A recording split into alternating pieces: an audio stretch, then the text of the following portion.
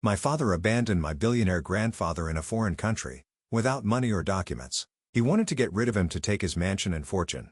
But when he opened Grandpa's door to the house, Grandpa was already smiling, and said, "Oh, you're back. I have a surprise for you. My name is Olivia Hart, and 3 days ago, my father did something I didn't know a son could do to his own father.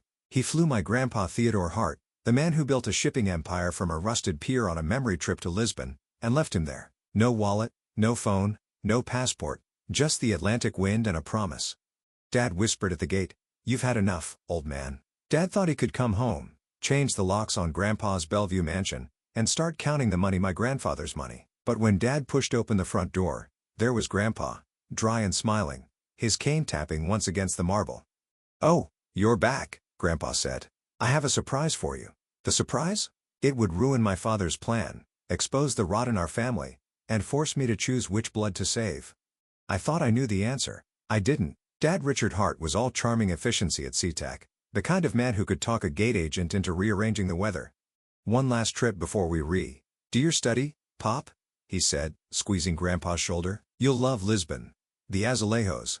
The sardines." He winked at me. "We'll bring back recipes." I didn't trust that wink. I hadn't trusted many of Dad's winks since Mom died.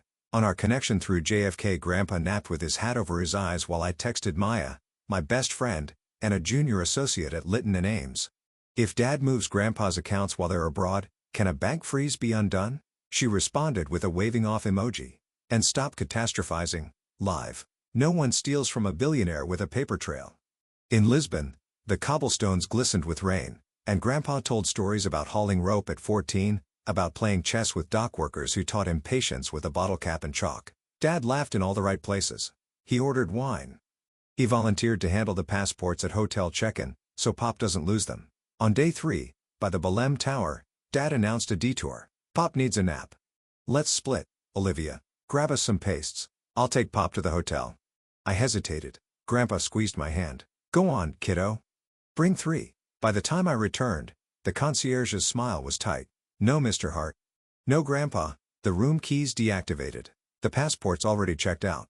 My chest turned to ice. I redialed Dad again and again. Straight to voicemail.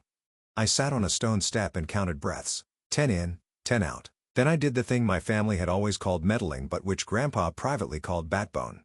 I moved. "Police report.